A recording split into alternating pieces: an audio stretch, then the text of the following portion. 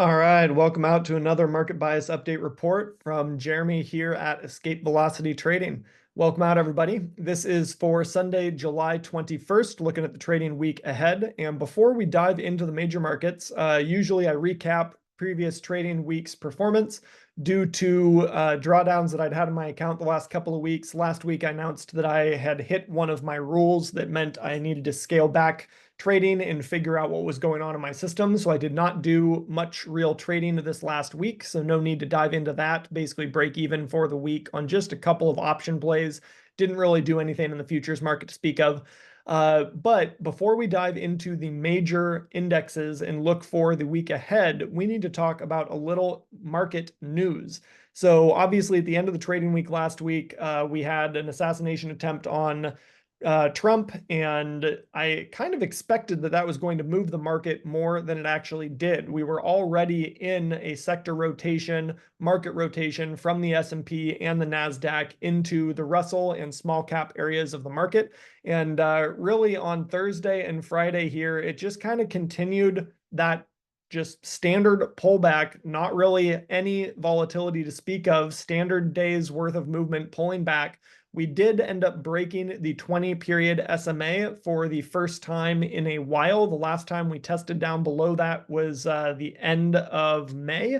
And we did actually close below that, which we haven't done really since back on, what is that, the beginning of May. So it's been a couple of months since we actually closed below the 20 SMA on the indexes. How much of that was due to the assassination attempt, it's hard to say, but honestly, to me, it doesn't look like it spooked the market much at all, because it's just kind of a standardized pullback within a overall bullish continuation. But before we dive into our market analysis, I want to look at some company-specific news. And we're going to look at CrowdStrike. So for those that don't know, Thursday and Friday, we had some pretty big national news hit. I actually had personal experience with this. I was on a flight supposed to be heading to the East Coast on Thursday evening, boarded the flight around midnight for red eye, and shortly after boarding ended up being asked to deplane because American Airlines national system crashed.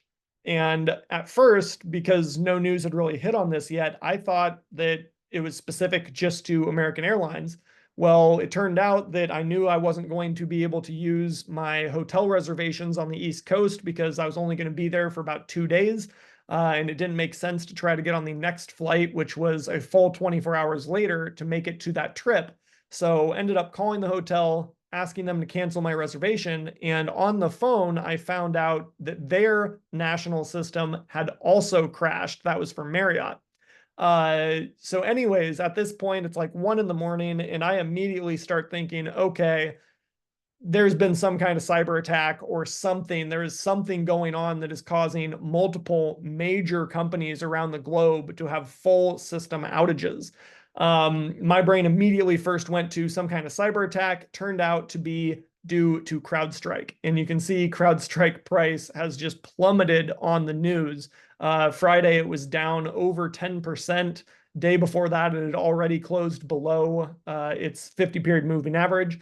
But basically what ended up happening, for those that don't know, CrowdStrike is a cybersecurity company, and they put out an update to all of their clients, including Microsoft and a number of other really big clients, that had a glitch in it and caused issues with Microsoft Cloud services, which tons of major companies use.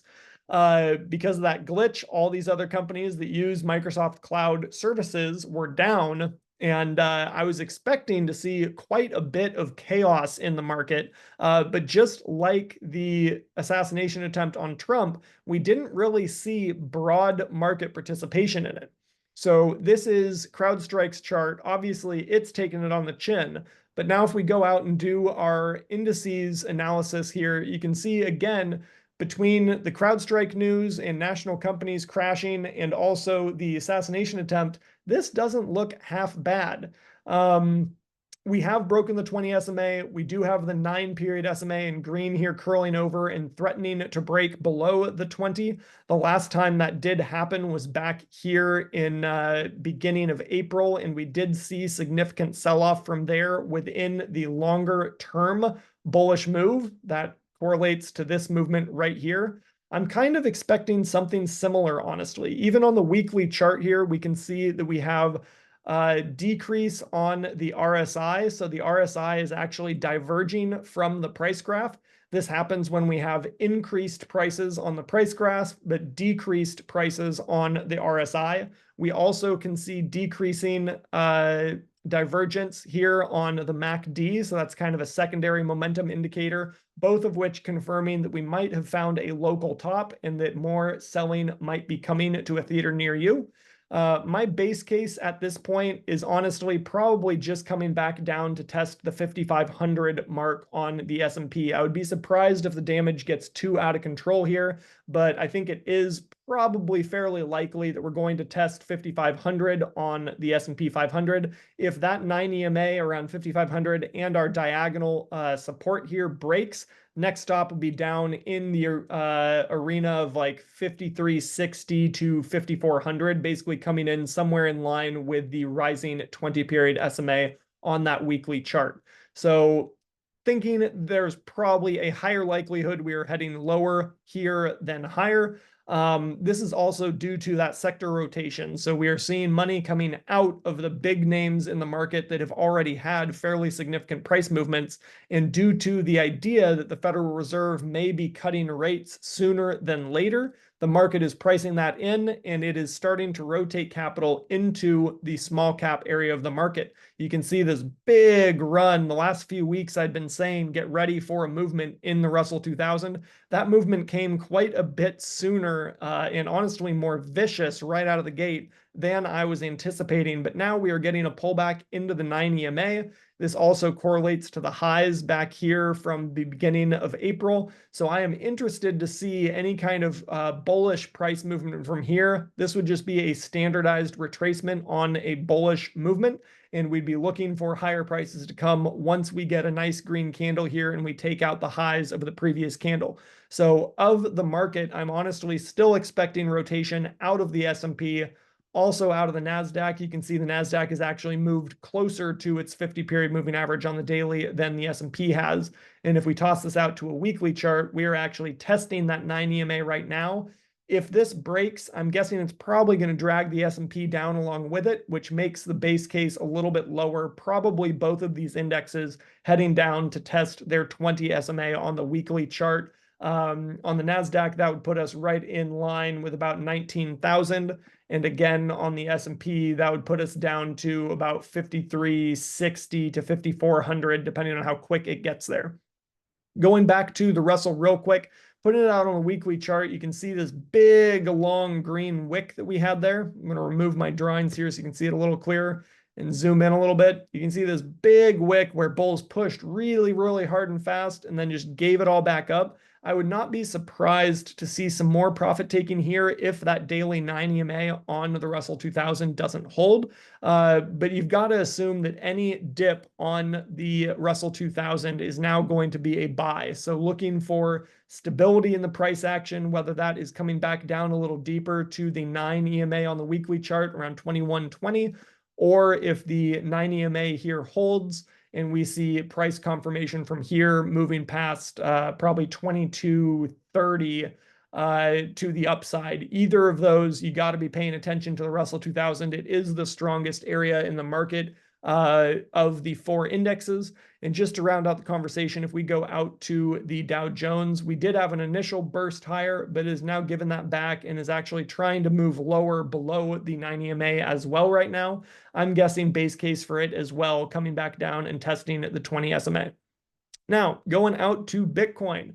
Bitcoin has woken back up, and we actually have a really nice kind of inverted head and shoulders pattern here that has broken out to the upside. Since futures has opened, it has given a little bit of that back, but anything remaining above basically 65,000. You have to assume the bulls are in control once again. We have confirmation on the RSI. We have bullish confirmation on the MACD. These are both signaling on the daily chart that bullish are back in charge and higher prices are likely to come. So now it is just a matter of trying to dive into an intraday chart to figure out where support is going to form. To me, immediately my eyes gravitate down to around 66,600, 66,500, somewhere right in there. The 9 EMA on the 4-hour chart will likely rise up into that zone by the time price pulls back and gets there. So if we see an intraday signal anywhere around that 66,500, 66,600 arena on Bitcoin, that is going to be a go signal for me. And if we toss this out to a weekly chart, you can see we did blast through our moving averages. 9 EMA is now curling higher once again. If we do get a little bit of pullback over the next 24 to 48 hours, allow that 9 to continue to creep up and break back above the 20 there, act as support, and then prices moving higher, it seems reasonable to me to expect a retest of all-time highs and potentially a breakout.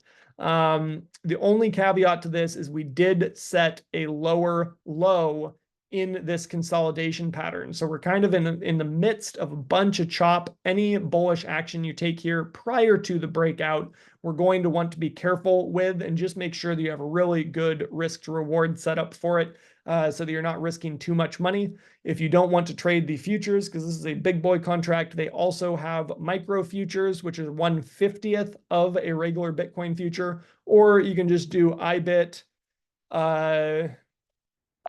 IBIT, there we go, if I could spell. You could do the spot ETF IBIT, or BitX, which is a 2x leverage ETF, or any number of other Bitcoin ETFs that are on the market. But exposure to that area of the market, I think, is prudent at this point. I will likely be selling naked puts on IBIT and trying to pick up some more shares, maybe down around 35, just to see for, or excuse me, BitX. Yeah, BitX. Just to see 33 days out and see if we can get some premium around 35. So we can get almost 10%, maybe even 11% premium to sell 35 strike puts on BitX right now, basically just promising to buy 100 shares if it gets down to $35 again. So I am highly interested in that because I do really want to load up on positions on Bitcoin for the long term, and BitX does have options, whereas the spot ETF IBIT still, for some reason, does not have options, and that just blows my mind. But I'll leave that for another video sometime for me to bitch about why the FTC has not approved any options on IBIT. So going out to crude light. Crude light is taking it on the chin here. We came up into our massive diagonal resistance zone here that we've had for quite some time. Ended up bonking our head on that, rolling over, and now we are looking at this basically probably as a retest back down to the 200 period moving average on the weekly, which is just shy of $78. So we have probably another dollar's worth of movement to the downside here before real support will form. If we toss this back out to the daily chart, we are actually threatening to break down on the 200 daily right now. So like I said, a little bit more movement possibly to the downside. At some point, this will be a buy, but I am not as bullish on oil now as I was 6 months ago, just because of the differences in OPEC's approach to the market now. OPEC is not supporting the oil industry or energy industry nearly as much as it was previously. So until we get some news that kind of straightens that out, or we get a little bit more clarity on how OPEC is going about their supply and demand assistance, let's call it, that they have had for quite some time, it's kind of a stay away unless you are looking for quick shorts or quick fading to the top side. Going out to gold.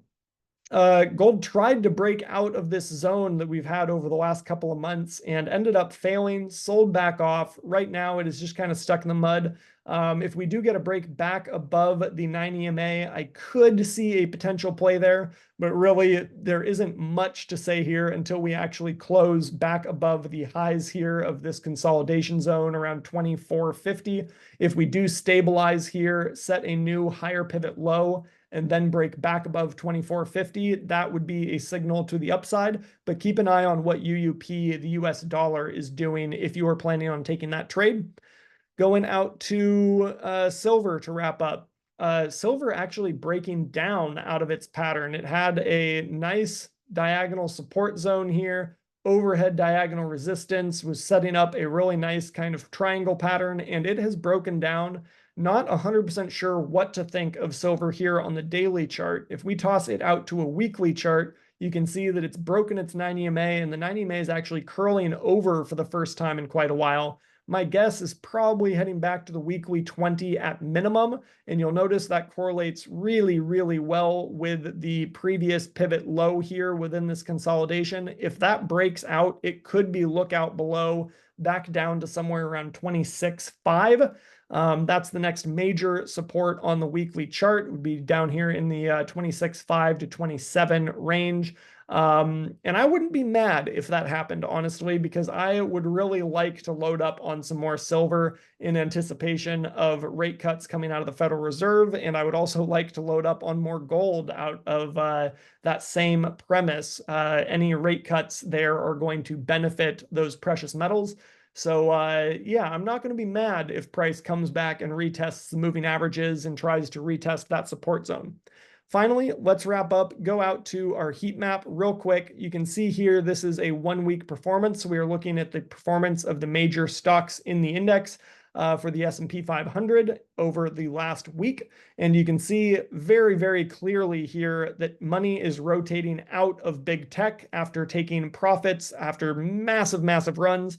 And it is rotating into other areas of the market. Of note is finance and healthcare, home improvement, consumer defensive, and then down into like farm and agricultural, industrial type plays. So I'm assuming that this rotation is going to continue. We might see a little bit of a bid kind of buying back shorts to close their positions in some of the major tech stocks to start the week, but I'm guessing there's probably another round of selling in store for those areas of the market. And finally, going out to our economic data for the week ahead. Nothing really to note on Monday or Tuesday. Wednesday, we have PMI data coming out. Thursday, GDP and unemployment claims.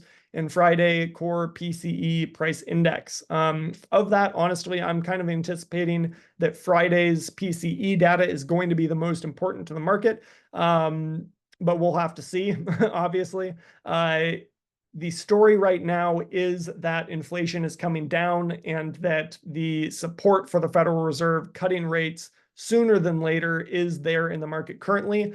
Any data that comes in that suggests otherwise is going to negatively impact the market. But as long as we keep the trend of seeing lower inflation month over month and year over year, that supports the Federal Reserve being able to cut rates, which is bullish for the major stock indices. So with that, guys, take care. I'll see you in the next video next week. As always, let me know if you have any questions, and I will answer them in the comments.